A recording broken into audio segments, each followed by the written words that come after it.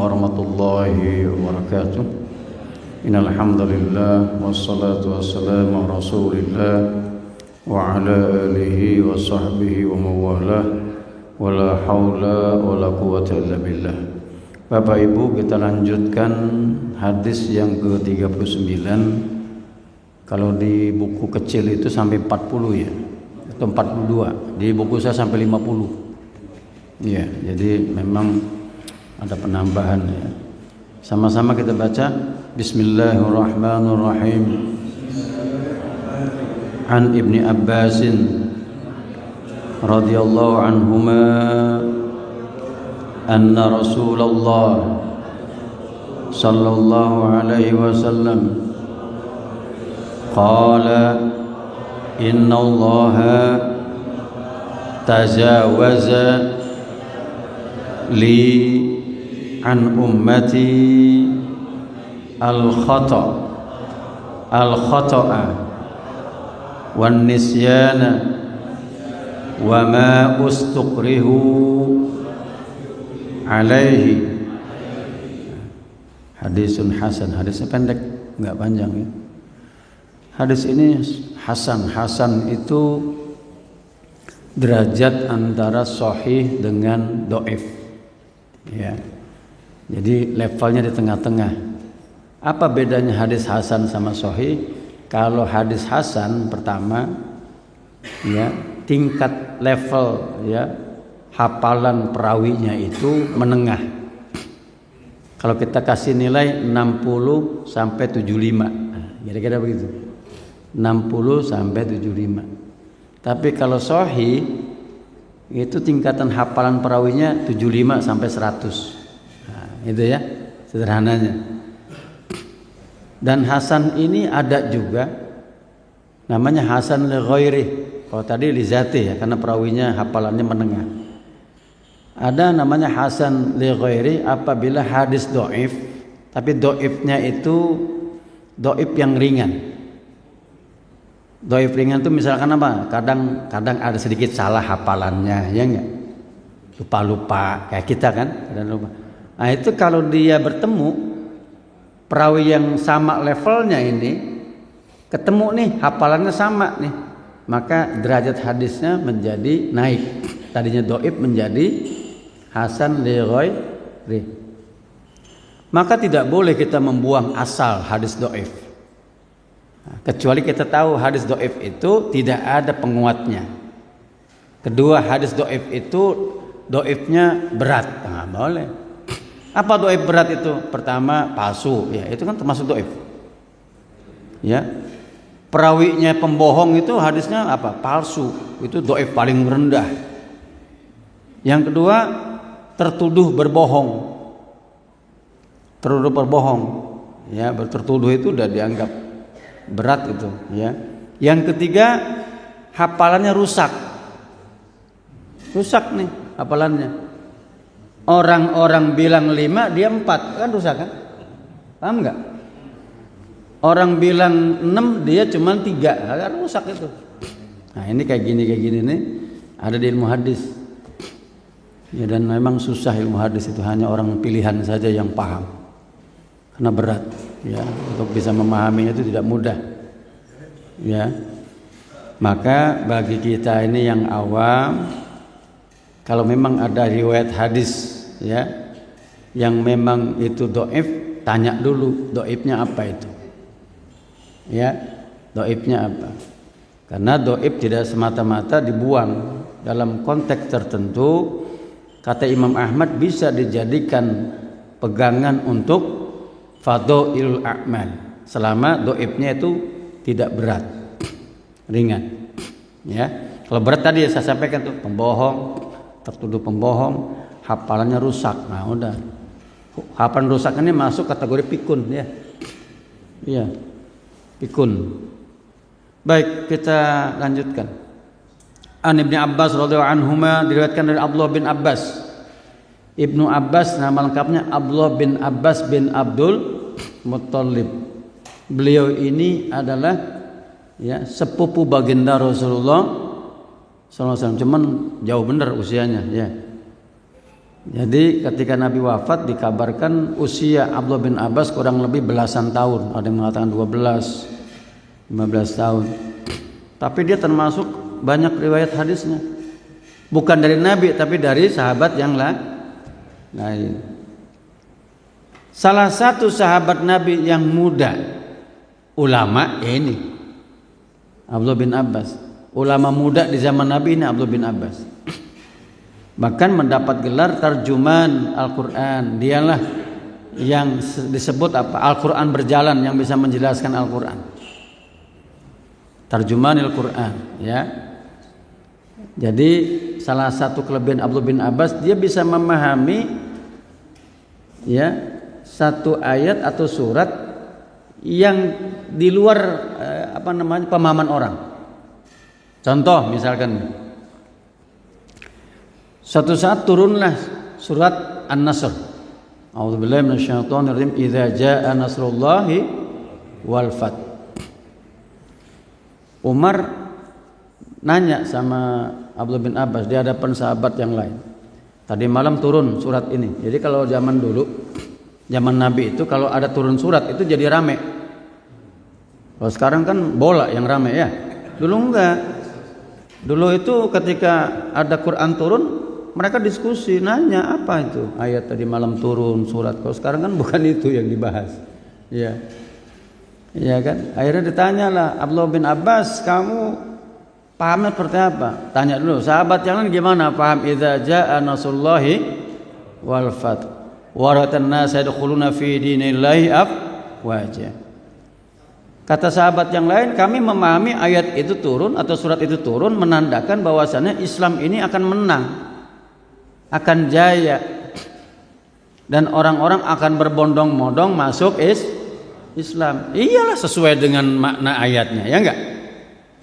Idza jaa nasrullahi wal fath. Kalau Allah sudah menangkan Islam, jaya. Orang berbondong-bondong masuk Islam. Betul. Mekah kebanyakan Islam sudah ya. Waktu Nabi menaklukkan kota Mekah udah banyaknya. Apa? Abdullah bin Abbas beda pahamnya, enggak begitu. Kata beliau, wahai para sahabat Nabi, wahai Umar, ini surat turun menandakan ajal Nabi dekat. Karena tugas beliau selesai. Tuh. Dan terbukti enggak lama turun surat ini Nabi meninggal. Iya, jadi dia mahamnya gimana tuh? Bagus banget, dia punya pelihatan yang orang nggak lihat. Ayat surat ini menandakan tugas Nabi selesai. Kenapa? Allah sudah angkat Islam ini, ya, dan orang-orang banyak berbondong-bondong masuk Islam. Berarti kalau sudah selesai, tiba waktunya Nabi mangkat. Nah, kan gitu. Ya, luar biasa. Banyak contoh yang lain, ini salah satu contoh. Ya. Anna Rasulullah SAW in qala, bahwasanya baginda Rasul bersabda, Inna Allah tazawaza li, sesungguhnya Allah tazawaza, melewati, melampaui. Tazawaza itu melampaui, ya. Tetapi makna di sini apa? Memaklumi atau memaklumi, ya, melampaui boleh. Bahasa asalnya tazawaza itu melampaui. Innallaha tazawaza li, sesungguhnya Allah memaklumi untukku. Untuk siapa? Nabi nih. Karena Nabi, bukan karena siapa-siapa. An ummati, dari umatku. Siapa umatnya Nabi? Hah? Kita umatnya Nabi enggak? Hah? Jangan insya Allah saya umatnya. Kalau insya Allah berarti separuh-separuh. Jangan bilang insya Allah, enggak boleh. Kalau iman enggak boleh insya Allah, Pak. Anda Muslim, insya Allah nggak boleh. Muslim saya, gitu ya. Kalau diundang mau datang nggak? Insya Allah nggak apa-apa. Tapi kalau iman akidah nggak boleh, insya Allah. Ya, yakin, ya. Jadi kita ini umat Nabi. Bismillah, iya, iya kan? Jadi jangan bilang insya Allah. Ini salah kaprah insya Allah ini, ya. Jadi umat Nabi siapa? Yang mengakui Nabi sebagai utusan Allah. sekaligus meyakini ajaran yang dibawa dan mengamalkannya. Ini yang penting nih, mengamalkannya. Ya, apa? Rukun iman, rukun Islam. Catat tuh. Kalau ada orang ngaku ya Muslim tapi tidak mengamalkan rukun iman dan Islam, sudah. Berarti Islamnya abal-abal nih. Ya, abal-abal Islamnya nih. Ya, ngaku beriman tapi dia masih percaya dengan hal-hal khurafat. Paham khurafat? Tahayul, paham? Nah, berarti kita belum selesai imannya itu. Rukun imannya belum selesai. Rukun imannya belum selesai. Maka selesaikan dulu rukun iman karena berkaitan dengan rukun Islam. Karena kalau rukun Islam iman belum selesai, ya, maka berdampak salatnya enggak diterima, ya enggak? Kan dalam hukum Islam itu ada yang namanya makbul, ada yang namanya sahih. Paham enggak? Ini harus ingat nih. Sahih itu sah, cuman sekedar memenuhi syarat dan rukun. Ya, tadi sholat nih, sudah wudu sah. Ya, sudah apa lagi? Menghadap kiblat, bla bla bla bla, rukunnya segala macam selesai, berarti sah sholatnya. Pertanyaannya, diterima enggak? Belum tahu. Gitu. Belum tahu. Kenapa? Syarat diterima itu ada syarat yang lain di luar. Ya, syarat dan rukun apa? Ikhlas enggak sholatnya? Khusyuk enggak tadi sholatnya? Kan gitu. Nah, ini yang mahal itu apa? Diterimanya. Tetapi secara logika setiap amal yang memenuhi syarat dan rukun, ya, insya Allah diterima. Jadi jangan dibalik. Ini perbuatan tidak sesuai syarat dan rukunnya, diterima enggak? Ya udah enggak lah, orang enggak sesuai syarat dan rukunnya. Gimana? Iya kan? Nah, itu jadi rukun iman selesaikan dulu. Iya, rukun iman diselesaikan dulu karena Allah tidak menerima ibadah dari orang musyrik. Kita bisa musyrik enggak? Saya mau tanya, bisa musyrik enggak kita? Bisa. Apa musyrik apa? Musyrik kecil tersembunyi. Ya, al-asyirkul khafi, betul. Asyirkul asghar. Apa itu? Riya, ya. Pencitraan. Nah, itu masuk kategori itu. Ya, Nabi tidak takut umatnya itu terkena syirik besar, tapi yang Nabi takuti adalah kena syirik kecil. An ummati, umatku, al khata', yang pertama adalah kesalahan. Jadi kata Nabi, Allah ini memaklumi untukku, untuk umatku, ya, dari umatku. Apa pertama apa? Al khata', kesalahan. Apa sih yang disebut dengan kesalahan? Nah, kalau dalam fikih itu kesalahan itu ada dua. Ada namanya al khata'ul amdu, salah yang disengaja. Paham nggak? Salah yang disengaja. Orang mencuri, ya, dengan niat mencuri itu namanya disengaja.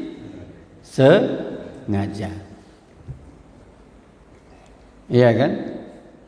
Ada namanya al khata' ghairul amdi, salah yang tidak disengaja. Makanya kalau doa itu, ya Allah ampunilah kesalahan saya, baik yang disengaja maupun yang tidak disengaja.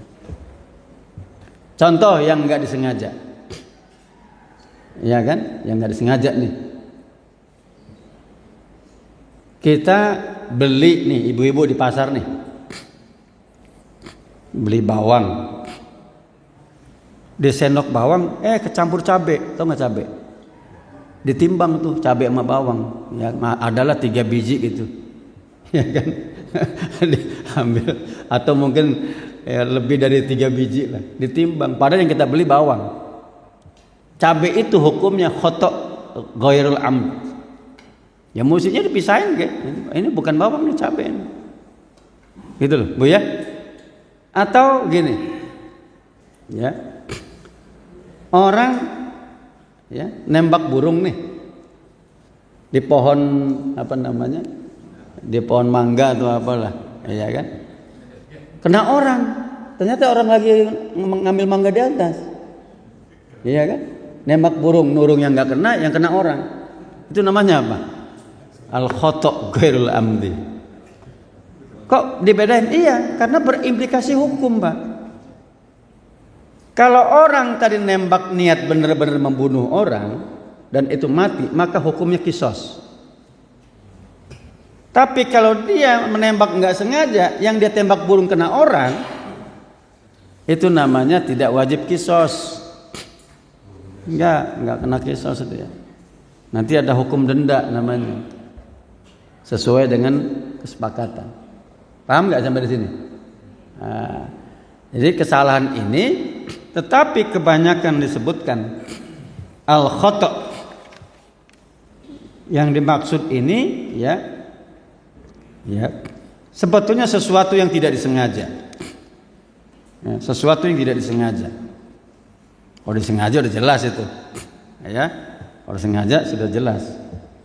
Meskipun sebagian ulama mengatakan ya sama aja, yang namanya kesalahan itu bisa sengaja atau tidak disengaja, meskipun beda peringkatnya. Ya. Wan nisyan ya. Nah, termasuk khata' ya. Saya ambil contoh lain lah biar jelas. Kita punya istri kembar. Saudara kembar. Ini mohon maaf nih, saudara kembar nih. Rupanya salah masuk kamar, misalkan. Iya, ini contohnya nih. Udah ketawa bapak ini. Kok diem aja lagi nih? Iya kan? Iya, pas udah selesai gitu kan, loh kamu bukan istri saya ternyata ya. Nah, si suami ini enggak salah dia, maksudnya khotonya khotok ghairil amdi, tapi yang salah itu yang istrinya, yang perempuannya ini, kan dia tahu ini bukan suami dia. Nah gitu, paham nggak? Si perempuan ini yang diem aja nggak ngomong, ya kayaknya modus ini ya, iya modus dia, iya kan? Dia diem aja ini dosa beneran nih, disengaja. Ya. Kalau yang laki ini karena nggak bisa ngebedain, ya itu nggak bisa ngebedain karena kembar nih sama bener, mukanya persis, kulitnya persis, hidung mancungnya sama, pokoknya sama lah. Iya bau-baunya gue sama. Nah itu dia namanya khotok ghairul amdi. Iya, tapi saya nggak yakin juga ya nggak bisa ngebedain ini. Loh iya kalau ditanya, lo kamu ini, ya saya nggak ngerti gitu, orang paling gelap gitu. Remang-remang gitu kan. Iya kan. Nah itu beda tuh Pak. Kalau yang perempuan ini dia tahu ini bukan suaminya, maka dia hukumnya dirajam, iya enggak? Kalau yang ini nih enggak. Nah, itu loh, yang suaminya tadi, yang perempuan, yang laki-lakinya. Ya, jadi itu namanya perbuatan tidak disengaja. Ya, jadi implikasinya besar. Ya. Termasuk kata para ulama, kejadian-kejadian kecelakaan itu termasuk ghairul amdi. Nah, kalau di Arab Saudi begini, kecelakaan itu dinilai begini, ini orang nabrak nih, bawa mobil nih, kecepatannya berapa? Kalau di atas kecepatan undang-undang, maka orang itu membunuh sengaja. Yang saya tahu, ya kan? Misalkan dibolehkan berapa? 100 kilo ya per jam. Oh dia bawanya 200 kilo per jam. Oh udah ini hukumannya kisos. Iya. Dia sama juga membunuh dengan. Tapi kalau termasuk dalam kecepatan undang-undang itu masih kategori ghairul amdi. Kecuali kalau niat memang bunuh orang kan gitu. Kan kecelakaan rata-rata nggak disengaja kan? Namanya kecelakaan orang kan, itu kan. Cuman kalau setahu saya begitu di sana itu. Dilihat rekam jejak kecepatan tadi itu. Iya kan? Artinya ini berpengaruh. Nah, kata Nabi, umatku yang melakukan kesalahan tidak sengaja ini Allah maafkan. Ini dia. Allah maafkan. Kalau terkait dengan hak Allah, tapi hak manusia tetap ada. Kayak tadi tuh, nembak burung kena orang kan gitu. Ya kan? Tetap ada tanggung jawabnya dong. Gitu kan. Pasti kalau dalam hukum konvensional tuh banyak pertanyaan itu. Emang kamu nggak lihat orang segede gitu nembak kena orang gitu kan? Iya kan? Ya pastilah ininya lah ya. Tapi kalau dalam agama itu dia nggak berdosa. Nggak berdosa, Pak. Nggak berdosa. Ya.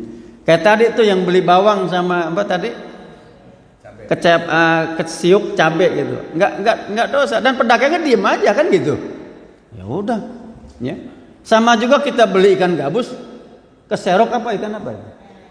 Ikan lele. Kalau lele mau kegedean, Bu. Iya.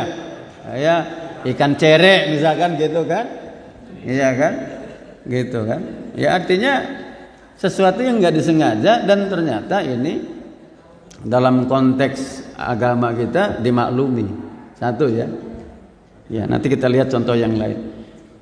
Wan nisyan, yang kedua lupa. Ya. Lupa dengan kesalahan tidak sengaja mirip tuh. Kalau lupa memang nggak inget, ya kan gitu kan. Kalau inget namanya bukan lupa kan gitu. Iya kan? Contoh ini yang sering kita alami, ya. Makan di saat puasa hari pertama, ya enggak?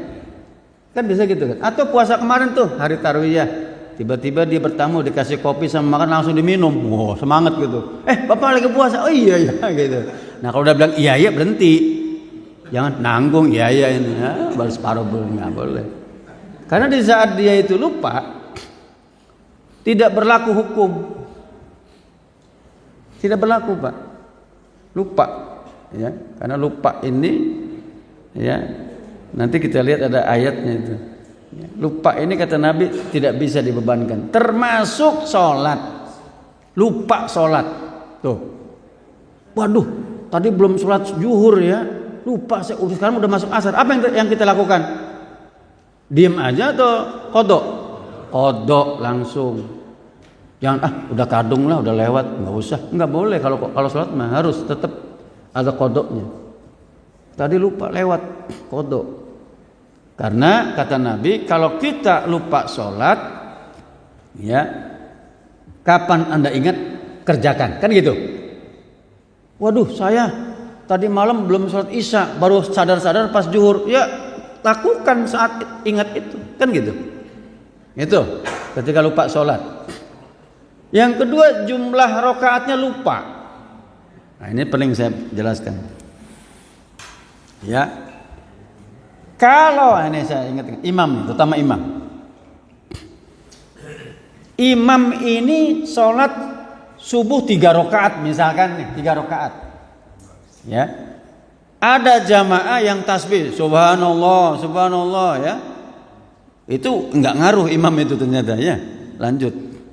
Nah, maka ingin saya jelaskan bagi jamaah yang tahu dan yakin imam itu berlebih sholat subuhnya, maka tidak boleh ngikutin imam. Haram hukumnya, nggak boleh, sholatnya batal. Ya, satu. Nggak boleh ngikutin imam, dia duduk aja, duduk tungguin imam, ya. Atau kedua, bagi mereka ini yang memang yakin imam itu salah, ya, maka dia boleh mufaraqah.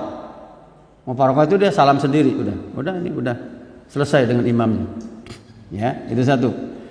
Bagi jamaah yang memang nggak inget juga sama dengan imamnya 11-12. Nah, iya ini kan mohon maaf ini. Makmum sama imam kadang 11-12 ya, sama-sama pikunnya kan gitu. Iya. Berarti dia boleh ngikutin imam.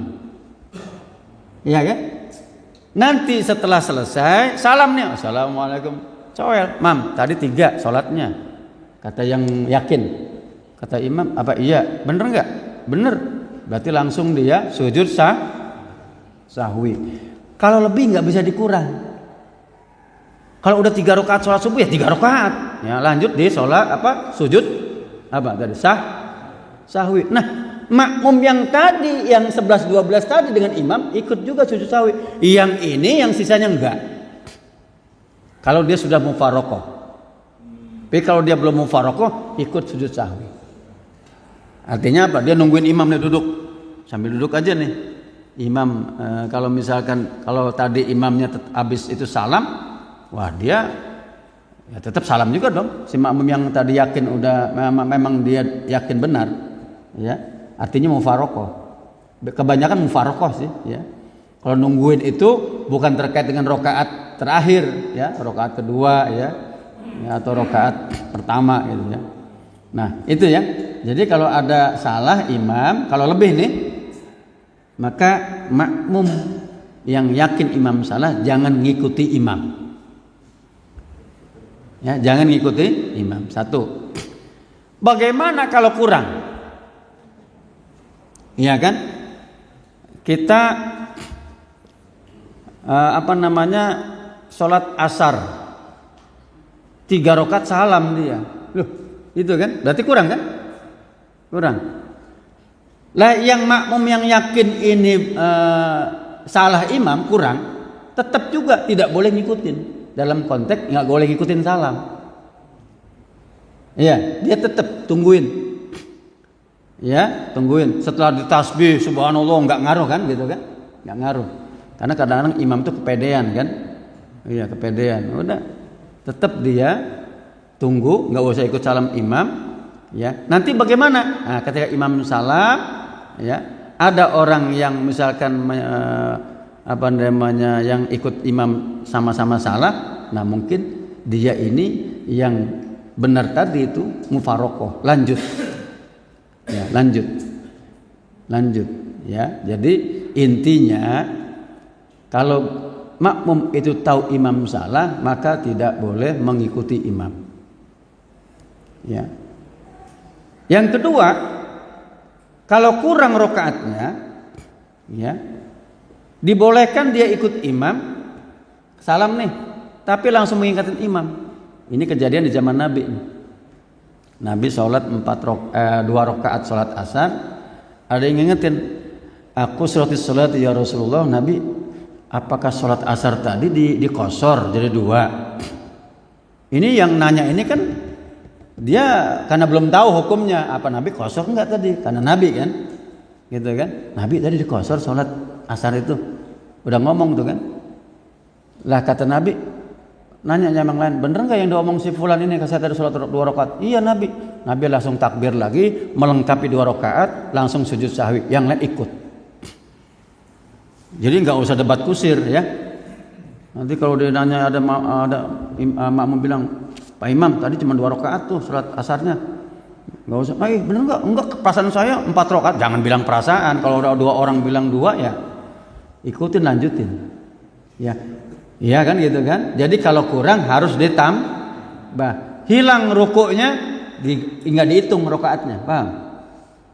Dari Fatihah langsung sujud. Kalau sujudnya belum selesai diingetin, baru inget, balik lagi ke atas ruku, boleh. Paham? Ya, belum selesai rukuknya nih. Baru Allahu Akbar gitu, subhanallah, langsung dia naik ruku, boleh. Ya. Tapi kalau udah selesai dia mau bangun, ya udah, kita bangun duduk antara 2 sujud, ya berarti udah hilang tuh 1 rakaat itu.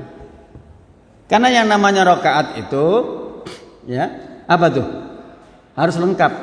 Ada bacaan Fatihahnya, ada rukuknya, ada i'tidalnya, ada 2 sujudnya, ada duduk antara 2 sujud. Paham ya sampai sini ya? Ya, ini bicara tentang lupa. Ya, kesalahan lupa ini dalam sholat. Ya, lupa dalam sholat. Tetapi ini para ulama menyampaikan ada lupa yang tidak dimaafkan. Allah alam ini ya. Misalkan lupa niat. Nah, ini lupa niat nih. Lupa niat. Anda lupa niat puasa Ramadan.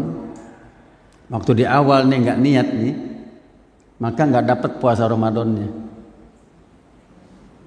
Paham nggak?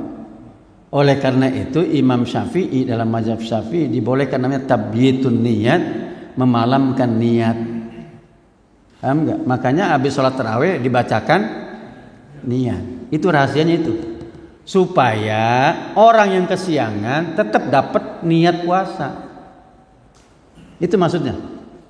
Ya. Jadi nggak usah debat deh. Debat ini bid'ah segala macam, nggak usah. Anda silakan nggak usah ikut niat di habis tarawih. Tapi kalau besok Anda kesiangan sahur, ya, Anda nggak niat, nggak dapat puasanya Anda.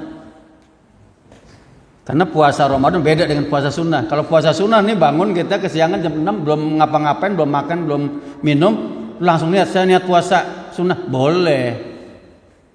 Boleh kalau puasa sunnah. Kalau puasa Ramadan nggak boleh. Harus niat. Ya. Makanya niat itu bagian dari rukun ibadah. Ya, ini makanya Imam Syafi'i hati-hati tuh. Tapi niat nggak harus diucapkan. Hati kita, ya Allah saya besok mau puasa, udah cukup. Ya Allah saya mau besok mau puasa, udah cukup. Nggak perlu nawaitu shauma ghadin, nggak apa-apa. Iya kan? Tapi kalau bareng-bareng tadi kan diarahkan tuh. Nawaitu shauma ghadin an ada'i fardhu, boleh silakan. Ya. Kalau kata Imam Nawawi at-talaffuz bin niyah mustahab. Melafalkan niat itu dianjurkan meskipun yang dicatat itu yang di hati bukan yang di lisan. Karena niat itu adanya di hati, gitu ya. Nah, ini bicara tentang lupa, ya. Lupa. Nah, ayat yang kita sering baca di Al-Baqarah. Nah, baca enggak ayatnya? A'udzu billahi minasyaitonir rajim. Rabbana la tu'akhidna in nasina aw akhtana. Itu ayat sering kita baca. Ya. Jadi ayat ini turun dalam sebuah hadis qudsi disampaikan, ya. An Ibnu Abbas radhiyallahu anhuma lamma nazala qauluhu ta'ala, ketika turun firman Allah, Rabbana la tu'akhidna in nasina wa akhtana, qala ta'ala qad fa'altu. Allah berfirman ketika ayat itu berbunyi, ya Allah ya Tuhan kami, janganlah Engkau tu'akhidna bebankan kami, in nasina kalau kami lupa, au akhtana atau kami salah. Salah yang tidak disengaja. Ya. Maka Allah berfirman, aku lakukan. Artinya apa? Aku terima. Artinya aku tidak akan membebani kalian dari perbuatan yang kalian lupa, dari perbuatan yang kalian lakukan dengan kesalahan tidak sengaja. Kan gitu. Kemudian dilanjutkan dalam ayat lain, ya, Al-Ahzab ayat 5. A'udzu billahi minasyaitonir rajim. Wa laysa 'alaikum junahun fima akhta'tum bih walakin ma ta'ammadat qulubukum. Tidak berdosa bagi kalian fima akhta'tum bih, yang kalian melakukan kesalahan tanpa sengaja. Enggak, di sini Al-Qur'an bilang nih, surat Al-Ahzab ayat 5. Walakin ma ta'ammadat qulubukum, tetapi yang disengaja oleh hati kalian, yang disengaja oleh niat kalian. Itu bedanya. Makanya al-khata' yang dimaksud di hadis itu, kebanyakan ulama mengatakan adalah khota'nya kesalahan tidak disengaja. Tidak disengaja.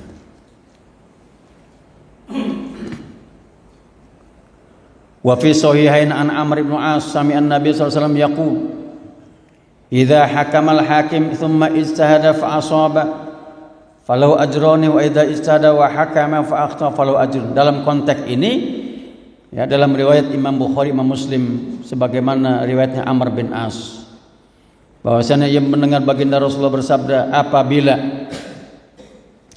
apabila seorang hakim memutuskan perkara, dia sudah berusaha sesuai kapasitasnya, sesuai ilmunya, sesuai kajiannya berdasarkan data-data bukti-bukti.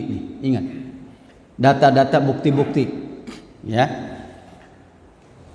Fa asaba falau ajroni, kemudian ternyata benar keputusannya, maka hakim ini dapat 2 pahala.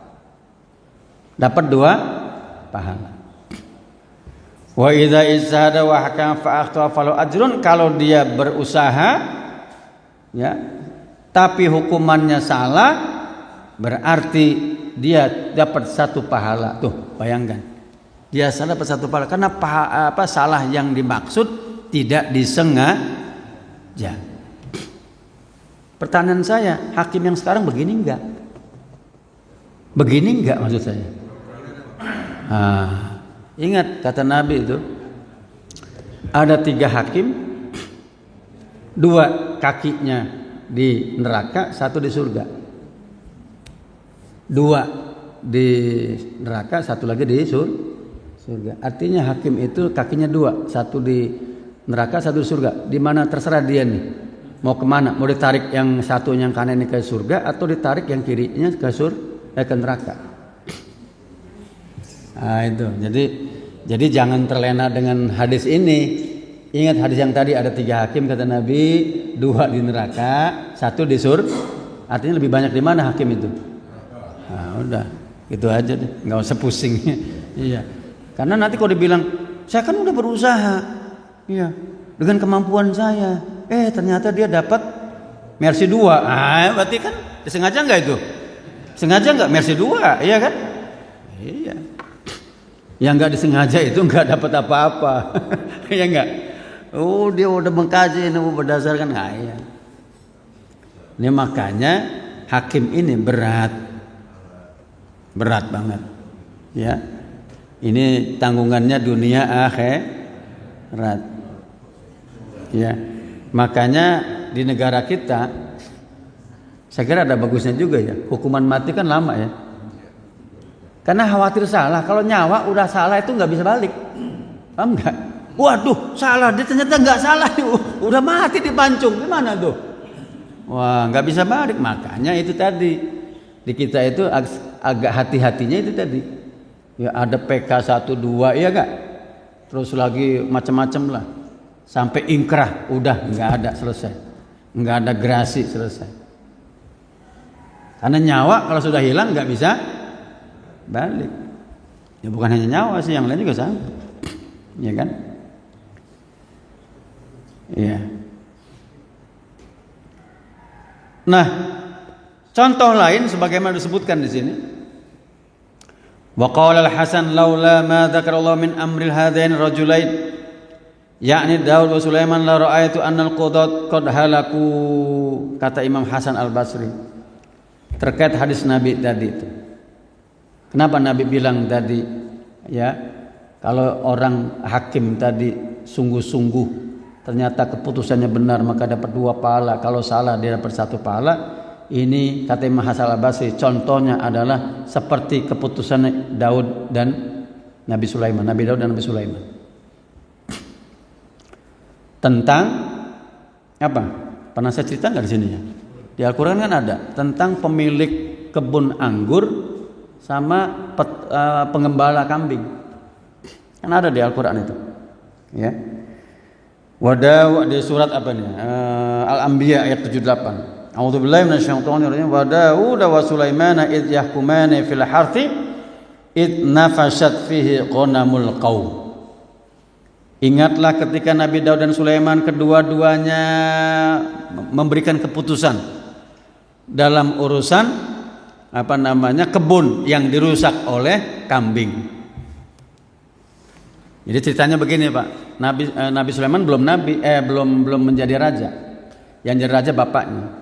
Jadi ceritanya ada pemilik kebun anggur mau panen, tiba-tiba segerombolan kambing ternak ini masuk, rusak semuanya, ya kan? Maka laporlah ya si petani anggur ini kepada Nabi Daud. Wahai Nabi Allah Daud, wahai raja, ini saya nggak terima, ini kebun saya mau panen, dirusak sama kambing ini, si bapak ini, si pengembala ini. Akhirnya kata Nabi Daud, udah kalau gitu ambil semua kambingnya. Oh, diambil kambingnya, iya kan? Kambing ambil, tapi kebun itu tetap dipegang sama yang petani, kan gitu. Lah yang ini nggak terima gitu loh. Lah enakan dia dong dapat kambing saya, kebunnya masih kan gitu. Kebunnya masih, lah saya mau nggak dapat apa-apa. Laporlah ke Nabi Sulaiman. Nabi Sulaiman gimana nih, ayahmu nggak adil nih. Nggak adil, masa dia dapat kambing saya semuanya, dia masih punya kebun, dia bisa nanam lagi kan gitu kan. Saya nggak dapat apa-apa, apa yang mau saya ternak. Wah, protes kan. Akhirnya kata begini, sini mana yang punya kebun tadi. Nah gini, saya putuskan ya, nggak apa-apa, ayah saya udah memutuskan, tapi ini keputusan yang lebih bagus. Ya, makanya Allah kan memuji putusan Nabi Sulaiman. Begini, yang punya kebun anggur, kamu urusin kambing ya. Yang punya kambing, kamu tanam dari awal itu kebun anggur sampai berbuah dan sampai panen. Paham nggak? Bener, iya akhirnya dua-duanya itu, yang satu petani anggur dia melihara kambing ini gitu. Oh ternyata susah ya melihara kambing ini ya. Kosono kemari. Yang anggur tadi diurus sama peternak atau pengembala kambing. Iya kan, nggak kehilangan kan, setelah selesai nih udah berbuah, udah panen ranum, diserahin. Nah ini nih udah mau panen tuh, silakan. Di kambingnya, oh iya nih kambing kamu sudah saya urus. Nah udah, adil nggak itu? Lebih adil mana? Lebih adil putusan Nabi Sulaiman apa Nabi Daud? Nabi Sulaiman. Makanya Allah puji Nabi Sulaiman itu yang lebih bijak dibandingkan bapaknya. Bapaknya salah nggak? Enggak. Karena nggak ada kata belecek tadi ya, nggak ada Nabi Daud disogok-sogok, nggak ada. Iya, tahu kata iya, iya nggak, paham nggak? Nah itu artinya dia dapat pahala juga. Tapi hukuman yang disampaikan Nabi Sulaiman lebih adil, lebih manusia. Lah iya, kalau tadi coba kambingnya diambil semua, lah si petani ini bisa nanam lagi nggak? Bisa, orang tanahnya masih dipegang dia. Gitu. Ya itu contohnya ya. Baik, yang ketiga ya, yang dimaafkan itu wa ma ustukrihu alaihi, apa yang dipaksa. Dipaksa nih. Ya, dipaksa itu ada dua sebetulnya. Dipaksa oleh orang ya. Yang kedua dipaksa oleh keadaan yang disebut dengan darurat. Paham darurat? Ya. Kalau orang yakin loh, kita diancam nih, udah ada pistol nih. Kamu kalau nggak minum arak ini saya tembak. Minum nggak? Kalau kita minum, ya kita nggak dosa. Iya, nggak dosa. Karena dia apa? Kita berada di ancaman. Meskipun ada pilihan yang susah, ya tapi bagus apa? Nggak apa-apa ditembak, mati aja kan gitu.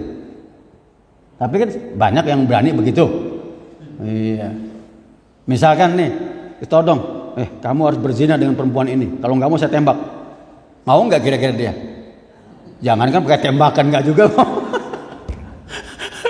Makanya kata Imam Abu Hanifah, nih mohon maaf nih, saya agak berbeda, tapi menarik. Kata Imam Abu Hanifah, saya nggak tahu juga ya pendapat beliau ini dari mana berangkat. Kata beliau, apabila ada seorang perempuan dipaksa berzina harus menolak. Kalau dia nggak menolak, ya, kalau dia nggak menolak, karena dia sama-sama melakukannya kan gitu. Kalau nggak menolak kan nggak terjadi zina, ya nggak? Iya kan? Ya artinya harus ada upaya menolak sebisa mungkin, ya harus gitu. Karena kalau dia udah pasrah aja lah, nah itu berarti ya dua-duanya menjadi pelaku meskipun beda. Ini yang satu memang pemaksa, yang satu ya nerima kan gitu. Itu Abu Hanifah. Kalau kita kan orang diperkosa ya nggak mendapatkan hukuman apa-apa. Kalau Abu Hanifah enggak. Ya, Abu Hanifah kan begini alasannya. Karena perempuan juga menikmati enggak ketika digituin. Abu Hanifah nih mohon maaf ya. Saya nggak habis pikir ya pendapatnya beliau. Tapi mudah-mudahan kita nggak usah ngikut pahamnya lah. Ya kalau perempuan dipaksa dirudak paksa ya mereka korban kan. Mereka korban. Tapi saya khawatirnya mohon maaf ini. Yang terjadi kebanyakan mereka yang dirudak paksa ujung-ujungnya berlanjut. Paham nggak? Jadi pelacur. Nah ini itu yang alasan yang saya kadang-kadang berpikir mungkin Abu Hanifah begitu ya. Sebisa mungkin ditolak. Mati lebih baik menurut Abu Hanifah gitu kan. Tapi kan nggak semua orang begitu. Mau gimana kan gitu. Yang dikhawatir tadi, ketika sudah terjerumus di roda paksa, berlanjut, ya, keenakan. Nah itu dia tadi. Ya kan, saya dengar dari beberapa kasus ketika ada terjaring PSK gitu kan, ceritanya, ya dulu saya pernah dikerjain, gitu kan. Ya udah kadang kerjaan lanjut aja lah, kan begitu pikirannya. Ya lanjut aja gitu kan. Ya. Baik ya. Jadi apa yang dipaksa oleh orang lain di sini ya, di sini ya agama kita melihat tidak mendapatkan dosa ya. Termasuk yang dipaksa keadaan. Ya, yang dipaksa keadaan apa? Misalkan nggak ada makanan lain kecuali itu ya. Nggak ada nih, kalau nggak makan ini bangke ini yang ada. Ya, saya pernah cerita ya dulu ada kisah, ada banyak versi sih. Ada kisahnya Abdullah bin Mubarak. Abdullah bin Mubarak ini haji, seorang ulama nih, gurunya Imam Syafi'i, Abdullah bin Mubarak. Sampai di Mekah ini haji setelah selesai dia ketiduran di Ka'bah. Ya Ka'bah nggak seperti sekarang lah. Mimpilah dia kedatangan 2 orang berpakaian putih ya, cerita. 2 orang ini bercerita, tahu nggak kamu tahun ini tidak ada satupun yang haji mabrur, cuman 1 orang, kecuali 1. Loh kok bisa? Iya, cuman 1 ini yang hajinya mabrur. Siapa? Disebutkanlah, disebut ciri-cirinya, namanya, ya kan? Abdullah bin Mubarak sebagai ulama bangun, dia kaget, ya. Berarti dia termasuk yang nggak dapat haji mabrur, iya kan? Cuman 1 itu yang dapat. Dia cari itu informasi orang ini setelah selesai haji. Intinya dalam mimpinya itu tidak ada orang mendapatkan haji mabrur kecuali 1 orang itu. Dicari ternyata tinggal di Baghdad. Ketemulah orang yang dimaksud dalam mimpinya itu. Orang ini tukang sol sepatu. Sol sepatu, dia bertanya, kamu haji nggak sih? Kata, kok enggak, saya nggak haji. Kok bisa kamu itu haji? Gitu, dibilang haji. Ya, apa sih rahasianya kan? Ceritalah dia. Gini, Kiai, ya, gitu. Saya ini tukang sol sepatu. Saya sudah nyicil mengumpulkan uang bekal buat haji dari hasil sol sepatu. Jadi bukan hanya zaman sekarang tukang becak nyicil buat ngumpulin uang haji ya. Rongsokan dari dulu udah ada. Sol sepatu ini ngumpulin sedikit. Ketika sudah sampai ya untuk bekal haji ini, istri saya hamil. Ya. Pas lagi ngidam kan? Ibu-ibu ngidam tahu kan? Suatu hari ngidam, ada aroma masakan dari tetangga jauh gitu kan. Ada aroma gitu. Kok enak banget. Kata istrinya, "Pak, coba sih cari sumber masakan ini dari mana sih?" Wah, akhirnya dicarilah sama suaminya ini. Ketemu ada ibu-ibu ya lansia gitu, ya ibu-ibu sedang parubaya lah. Sedang masak. Kata si istrinya yang hamil ini kan bilang, pokoknya Pak, kalau ketemu yang masak bilang, ya dia minta masakannya mau dibeli berapapun harganya, kan gitu. Ya kan kalau orang dulu bilang kalau orang ngidam nggak dikasih kan nanti punya efek ke anaknya, katanya. Ya, saya nggak tahu juga, katanya. Cuman saya mah nggak yakin tuh, biasanya ibu-ibunya aja tuh yang bikin. Ya. Akhirnya apa yang terjadi? Si ibu ini bilang yang sedang masak, "Pak, maaf ngomong, ini makanan yang saya makan halal buat kami, haram buat Bapak." Kan bingung. Loh, kamu muslim kan? Iya. Saya ke Islam juga. Kok bisa makan itu halal buat kamu, haram buat saya? Gimana ceritanya? Iya kan? Dikasih tahu sama istrinya. Gimana Bu? Nggak boleh, katanya halal buat dia, haram buat kita. Coba kamu cari sih, pokoknya saya pengen makan itu. Iya kata istrinya. Balik lagi. Akhirnya si ibu dipaksa-paksa, kata si bapak ini, saya beli bu, berapapun harganya ini, nggak apa-apa, yang penting bini saya makan, pengen dia makan ini. Nangislah si ibu, Pak, kenapa saya bilang ini halal buat saya, haram buat bapak? Ini tuh bangkai keledai, baru mati dibuang sama yang punyanya di kebun, matinya belum lama gitu, udah bangkai. Karena saya nggak punya makanan, anak-anak saya 3 orang nggak makan, nangis dari kemarin. Terpaksalah saya potong itu, saya ambil sebagian dagingnya, saya masak. Iya, makanya ini halal buat saya, haram buat bapak mampu beli.